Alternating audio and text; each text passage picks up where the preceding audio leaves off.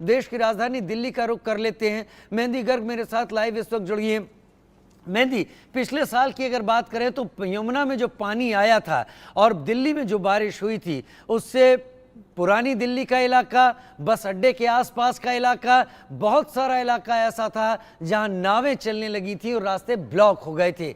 अभी क्या तैयारी है और अभी मौसम की क्या स्थिति है?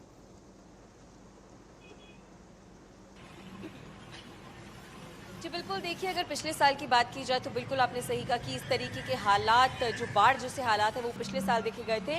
लेकिन इस साल की अगर बात की जाए तो एक पहली बारिश जो हुई, जो सिर्फ 3 घंटे की बारिश थी, उसमें इस तरीके का जन सैलाब, जल भराव पूरी दिल्ली में देखा गया, चाहे वो पुरानी दिल्ली की बात हो। लेकिन हैरानी वाली बात ये थी कि लुटियंस दिल्ली का जो जोन है, जो कि सेंट्रल दिल्ली में आता है, उसमें भी जो इलाके थे वो पानी में डूबे हुए दिखाई दे रहे थे और जो लोगों के नुकसान उन जगहों पर हुआ वो भी साफ तौर पर दिखा गया। तो अगर तैयारी की बात की जाए तो लगातार सरकार से मैनेजमेंट को लेकर सवाल किए जा रहे हैं। तो ऐसे में कहीं ना कहीं एनडीएमसी की तरफ से ये बताया गया है कि जो डिप्लॉयमेंट है सिक्योरिटी की वो बहुत ज़्यादा कर दी गई है। साथ ही लुटियंस दिल्ली का जो इलाका है वहाँ पर सीसीटीवी कैमरेज के द्वारा भी नज़र रखी जाएगी कि जो एरियाज थे, जो इलाके थे पहली बारिश में जो पानी में डूब गए थे, वो एक बार फिर से आगे आने वाली बारिशों में उस तरीके से ना डूबे और उस तरीके से जल भराव जो है वो उन जगहों पर ना हो। और अगर फिलहाल की अगर हम बात करें तापमान की, तो फिलहाल दिल्ली का जो तापमान है वो लगभग 30 डिग्री सेल्सियस है और काफ़ी सुहावना मौसम यहाँ आप देख सकते हैं इंडिया गेट पर है। आसमान में जो है बादल छाए हुए हैं और बहुत ही तेज़ हवाएं, खूबसूरत मौसम फिलहाल यहाँ पर देखा जा सकता है। लेकिन आगे आने वाले दिन जो है वो दिल्ली के लिए बहुत ज़्यादा महत्वपूर्ण होने वाले हैं, क्योंकि ऑरेंज अलर्ट आईएमडी ने बहुत दिनों से जारी कर दिया गया है। लेकिन अगर आज की बात की जाए तो आज सुबह ही आईएमडी की तरफ से ये बताया गया है कि आगे आने वाले 4 दिन यानी कि 10 जुलाई तक का जो समय है वो दिल्ली के लिए बहुत ही ज़्यादा महत्वपूर्ण होगा, चिंताजनक भी हो सकता है। क्योंकि जो बारिश है फिलहाल बूंदाबांदी हो रही है, लेकिन कभी भी तेज बारिश दिल्ली एनसीआर के आसपास वाले इलाके में और दिल्ली एनसीआर में देखी जा सकती है। तो उन तेज बारिशों से जो जल भराव है वो किस तरीके से मैनेज किया जाएगा, उसको लेकर अभी भी सवाल बने हुए हैं। लेकिन मैनेजमेंट और सरकार ने बहुत सी मीटिंग्स की बाढ़ जैसी स्थितियों से निजात पाने के लिए और किस तरीके से उसे टैकल किया जाएगा। तो अब आने वाले 4 दिन जो है बहुत ही ज़्यादा क्रूशल है। लेकिन एक तरफ दिल्ली के लोगों को जो गर्मी और जो ह्यूमिडिटी से उन्हें यहाँ पर रहना पड़ रहा था और बहुत ज़्यादा परेशानियों का सामना करना पड़ रहा था, उससे जो है वो राहत मिल गई है। आप यहाँ देख सकते हैं कि किस तरीके से एक बहुत ही सुहावना मौसम दिल्ली मौसम सुहाना जरूर है मेहंदी, लेकिन इस बात की अभी जो उम्मीद है, अभी अभी अभी वक्त इस वक्त ट्रैफिक का है, ट्रैफिक ठीक ठाक मूव कर रहा है। लेकिन आपका जैसा कहना है कि बदलाव नजर आने लगा है, बूंदाबांदी से कब तेज हो जाए कुछ नहीं पता, नजर बनाए रखिएगा और हमारे साथ बनी भी रहिएगा। अभी सचिन कुमार देहरादून से मेरे साथ इस वक्त जुड़े हुए हैं। सचिन, देहरादून में क्या स्थिति है? जैसा कि हमारी कल भी बात हुई थी आपसे, चार धाम यात्रा अभी जोरों पर इस वक्त चल रही है और पहाड़ी इलाकों में अलर्ट आने शुरू हो गए हैं। पहाड़ी नदियों में जो तेज फ्लैश फ्लड आता है वो सबसे खतरनाक होता है। सरकार किस तरीके से तैयार है सचिन? देखिए, इस समय देहरादून की बात करें या पूरे राज्य उत्तराखंड की बात करें, कल शाम से जो है अभी रात भर जो है बारिश हुई है। 24 घंटे बारिश को पूरे हो जाएंगे, अभी भी जो है बारिश हो रही है। देहरादून की बात करें या गढ़वाल की बात करें, गढ़वाल के जो इलाके हैं उसमें ऑरेंज अलर्ट जारी किया मौसम विभाग ने। वहीं कुमाऊं की बात करें तो कुमाऊं भी रेड अलर्ट जारी किया है। लैंडस्लाइडिंग हो रही है जगह जगह पहाड़ों में। स्कूल की छुट्टियां जो 1 से लेकर 12 तक की जो कक्षाएं हैं, सभी बच्चों की जो छुट्टियां कर दी गई है प्रशासन ने। वहीं लगातार जो नदियां हैं उसका जल स्तर बढ़ रहा है, चाहे गंगा नदी हो या पिंडर नदी हो या मंदाकिनी नदी हो, लगातार जो है जल स्तर बढ़ रहा है। लेकिन वहीं सरकार जो है अलर्ट है, मौसम को लेकर आपदा प्रबंधन विभाग अलर्ट है। लगातार सरकार जो है बैठक कर रहे हैं। मुख्यमंत्री स्वयं जो है इस मौसम को लेकर, क्योंकि चारधाम यात्रा यहाँ पर चल रही है, तो उसको लेकर भी मॉनिटरिंग कर रहे हैं, क्योंकि कोई भी हादसा ना हो, कोई किसी जो श्रद्धालु आते हैं बाहर से, कोई किसी भी प्रकार का जो है किसी को हानि ना हो, इसको लेकर लगातार आपदा प्रबंधन विभाग, एनडीआरएफ, एसडीआरएफ, जो पुलिस की टीमें हैं, जो प्रशासन की टीमें, वो लगातार जो है। सचिन, आप छाता लेकर खड़े हुए हैं, इसका मतलब मैं अंदेशा लगा सकता हूं कि बारिश हो रही है। अगर बारिश हो रही है तो तस्वीरें दिखा दें आप जरा। देखिए, मैं आपको दिखाना चाहूंगा कि आप मेरे पीछे देख सकते हैं कि जिस प्रकार से ये सामने मसूरी है, ये जो बादल दिखाई दे रहे हैं सामने पूरे मसूरी है, अभी भी जो है बारिश हो रही है। और जो दर्शक हैं वो देख सकते हैं अभी उत्तराखंड में जो है बहुत सुहाना मौसम हो रहा है। लेकिन जिस प्रकार से लैंडस्लाइडिंग लगातार जो है, जो सड़कें बंद हो रही हैं, हाईवे कई जो नेशनल हाईवे हैं वो बंद है। वहीं कल उत्तरकाशी की बात करें तो परसों की बात करें तो जो 40 कांवड़िए थे वो वहां पर फंस गए थे, क्योंकि ग्लेशियर लगातार यहाँ पर पिघल रहे हैं। वहीं इसको लेके जो जल्दी से एक राजनीतिक जानकारी और विशेषज्ञ दे हैं वो दीजिए, इसके बाद मैं आगे देखिए, रुख करूंगा। कोई हाईवे बंद हुआ है ऐसा जिस पर ट्रैफिक बहुत ज्यादा हो? क्या ऐसा कुछ हुआ है अभी पिछले कुछ दिनों में? देखिए जो ज्यादातर जो हाईवे बंद हुए, कुमाऊं जो क्षेत्र पड़ता है वहां पर बंद हुए हैं, लेकिन लगातार जो है वहां पर मशीनें लगी हुई हैं। कोई ट्रैफिक जाम नहीं है, क्योंकि लगातार वहां पर रास्ते खोल दिए जा रहे हैं। 24 घंटे जो है मशीनें लगी हुई हैं, क्योंकि सरकार सतर्क है कि किसी भी प्रकार की जो परेशानी है, जो आने वाले जो श्रद्धालु हैं बाहर से, उनको भी किसी भी प्रकार की दिक्कत का सामना ना करना पड़े। वहीं बद्रीनाथ जो हाईवे है वहां पर भी जो है कल जो है मलबा आ गया था, लेकिन अब जो है सारे रास्ते साफ है। लेकिन पहाड़ी क्षेत्र हैं तो लैंडस्लाइडिंग देखने को मिलेगी, क्योंकि बरसात का मौसम है। जहां तक जो नदी है अलकनंदा की बात करें, चमोली जो जिला पड़ता है वहां पर उसका जो जल स्तर है वो लगातार बढ़ रहा है। गंगा नदी का अलकनंदा भी जलस्तर है, बढ़ रहा पिंडर भी है, कर्णप्रयाग में पिंडर नदी है और वो भी काफी खतरनाक हो जाती है। आप बने रहिए हमारे साथ। उत्तराखंड से मैं सीधे चलता हूं, देहरादून से अनुराग का रुख कर लेता हूं जो शिमला में इस वक्त मौजूद हैं। अनुराग, देवभूमि उत्तराखंड में तो हाल बता रहे हैं सचिन की वहां पर क्या स्थिति हो गई है, वहां शिमला में इस वक्त क्या है? अलर्ट किस तरीके के हैं? क्या वहां पर फ्लैश फ्लड की संभावनाएं जताई गई हैं? और पिछला साल भूलना नहीं चाहिए जब हिमाचल में हालात काफी खराब हो गए थे। बिल्कुल राजीव, देखिए पिछली साल की अगर हम बात करें 16,000 करोड़ रुपए से ऊपर का नुकसान जो था वो हिमाचल का था।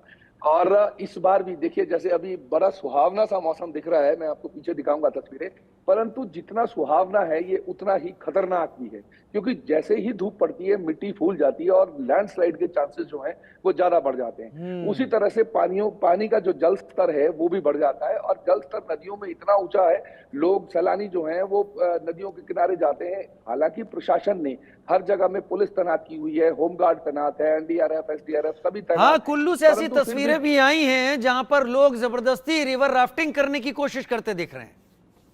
बिल्कुल राजीव, इसी तरह की जो है ये लोग अति उत्साह के चलते ऐसी अपने आ बैल मुझे मार वाली स्थिति पैदा कर देते हैं, जिससे प्रशासन और सभी लोगों को, स्थानीय लोगों को भी समस्याएं हो जाती हैं। उसी तरह से अगर रोड्स की बात करें, हिमाचल का जो टेरेन है, जैसे अभी हमारे सहयोगी बता रहे थे कि वहां पर पूरी तरह से रोड्स खुले हुए हैं, मतलब मशीनें लगी हुई हैं और काम हो जाता है। हिमाचल में स्थितियां थोड़ी विपरीत है। हिमाचल में क्या है कि कुछ जगह पे मशीन लग सकती है, परंतु सबसे बड़ी समस्या क्या है कि जो छोटी सड़कें हैं, जो छोटे मार्ग हैं, वो जब बंद हो जाते हैं तो लोगों को खाने पीने और पानी की समस्याएं जो हैं वो बहुत ज्यादा हो जाती हैं। नदियों में जो है वो पानी के साथ गाद आती है, गाद के साथ जो है पानी की समस्या का एक बहुत बड़ा जो है हिमाचल में सबसे बड़ा संकट हो जाता है। उसी तरह से सब्जियां जो नीचे से आ रही हैं या यहाँ से नीचे हिमाचल से दिल्ली की तरफ जा रही हैं, वो सड़कों में बड़ी प्रभावित होती है सड़कों की वजह से। तो उससे पेरिशेबल आइटम्स जो है उससे किसानों का भी नुकसान होता है, और मौसम के चलते जहां पर रोड नुकसान हो रहा है वहां पर लोगों को घंटों जो है वो इंतजार करना पड़ता है। तो इस तरह की समस्याएं जो है वो अभी लगातार चली हैं। और अगर हम फ्लैश फ्लड्स की बात करें तो 6 जिला हिमाचल के ऐसे हैं जहां पर अभी भी फ्लैश फ्लड्स की जो है संभावना बनी हुई है, और 6 जिला जो हैं उनमें हाई अलर्ट पे रखा हुआ है। अभी भी जो है वो 10 तारीख तक जो है वो इस तरह की संभावना है कि कहीं भी किसी भी तरह की भारी बारिश हो सकती है।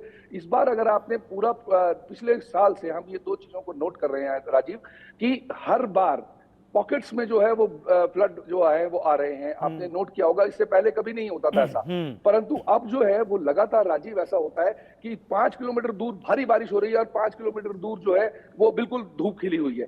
इस तरह की जो स्थितियां हैं ये कहीं ना कहीं जो है वो मौसम जो है वो बड़ा इरेटिक सा बिहेव कर रहा है, जिसकी वजह से लोगों को खासी परेशानी जो है वो सामना करना पड़ता है। अनुराग, व्यास नदी को लेकर क्या जानकारी है? व्यास नदी का जल स्तर बढ़ता है तो उसका असर न केवल हिमाचल में पड़ता है, मैदानी इलाकों में भी पड़ता है। क्या हिमाचल सरकार ने पिछली बार के अनुभव से सबक लेते हुए व्यास की मॉनिटरिंग अभी से करनी शुरू कर दी है? जी बिल्कुल, देखिए अगर हम पुलिस के प्रशासन के तौर पे बात करें तो वो बिल्कुल मॉनिटरिंग करते हैं, परंतु कुछ चीजें ऐसी हैं जो उनके हाथ से बाहर हैं।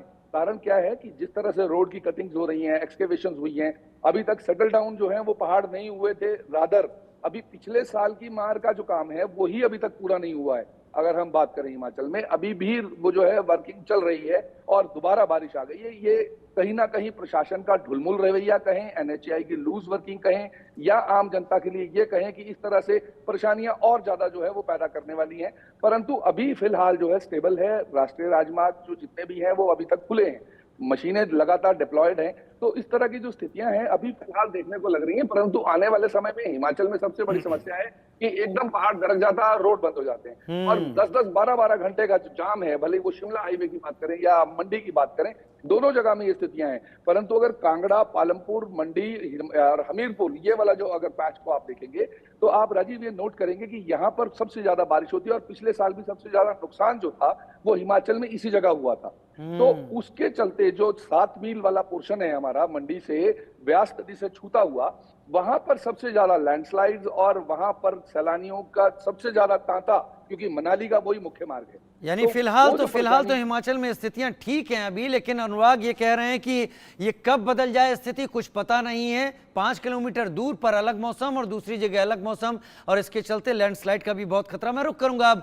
अभिषेक सिंह मेरे साथ लखनऊ से इस वक्त जुड़े हुए हैं। अभिषेक, एक बड़ी आबादी लखनऊ में रहती, उत्तर प्रदेश में रहती है। उत्तर प्रदेश के 50 जिलों की बात करें तो वहां पर अलर्ट है। अलग अलग जिलों में अलग अलग तरीके के सिस्टम्स इस वक्त जमीन पर उतारे गए हैं।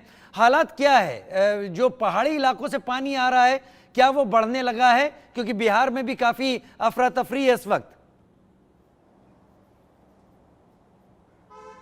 बिल्कुल, उत्तर प्रदेश का वो इलाका जिसे हम तराई क्षेत्र कहते हैं, वहां पर अलर्ट जारी कर दिया गया है। एनडीआरएफ और बाकी जो राहत प्रबंधन की टीम्स हैं वहां के लिए रवाना है, क्योंकि वहां पर कुछ इलाके हैं जो नेपाल से सीधे तौर पर सटे हुए हैं। नेपाल से हर साल छोड़े जाने वाला पानी यहाँ का जल स्तर इस कदर बढ़ाता है कि कुछ संभल नहीं पाता, और शायद यही वजह है कि इसकी तैयारियां अभी से कर ली गई हैं। जैसे ही पानी का यानी नदियों का यहाँ उत्तर प्रदेश में जल स्तर बढ़ना शुरू हुआ, और खास तौर पर तराई बेल्ट, जिसे वो बेल्ट कहा जाता है जो अक्सर इस तरह से बाढ़ का शिकार होती हैं या इस तरह से पानी भराव, जल भराव का शिकार होती हैं, वहां पर पहले से ही इंतजाम किया जा रहा है। और नेपाल से सटा वो इलाका यानी गोपिया बैराज, जो हर साल इस तरह पानी और बारिश और फिर बाढ़ की मार झेलते झेलते अक्सर बहता है या फिर टूटता हुआ नजर आता है, वहां पर भी स्पेशल डिप्लॉयमेंट किया गया। यानी पहले से ही सिंचाई विभाग उत्तर प्रदेश की टीम और उधर से नेपाल की तरफ से भी नेपाल सरकार ये प्रयास कर रही है कि जब पानी छोड़ा जाए तब उसकी मजबूती कम से कम इतनी रहे कि वो पूरा बैराज ही न बहे। लिहाजा उत्तर प्रदेश में दाखिल होने का जो रास्ता है उस पानी का, वो इस कदर होता है कि जद में पड़ने वाले सभी गांव में इस कदर पानी भरता है कि कई लोगों की जान भी बनाती है। पिछले साल भी कई सारी मौतें भी रिपोर्ट हुई इस पूरे मामले में। लिहाजा वो उस इलाके को लेकर जिसे डेंजर जोन घोषित किया गया है, वहां से लोगों का इवैक्यूएशन, वहां से लोगों को हटाना, और इस तरह की परिस्थितियों में वहां पर प्रॉपर वाटर बोट्स और साथ ही साथ एनडीआरएफ के जवानों की मौजूदगी, इस बात को सुनिश्चित किया जा रहा है। जी, इस बात को सुनिश्चित किया जा रहा है। और भी सारी कई जानकारियां आपसे लेंगे। अभिषेक, आप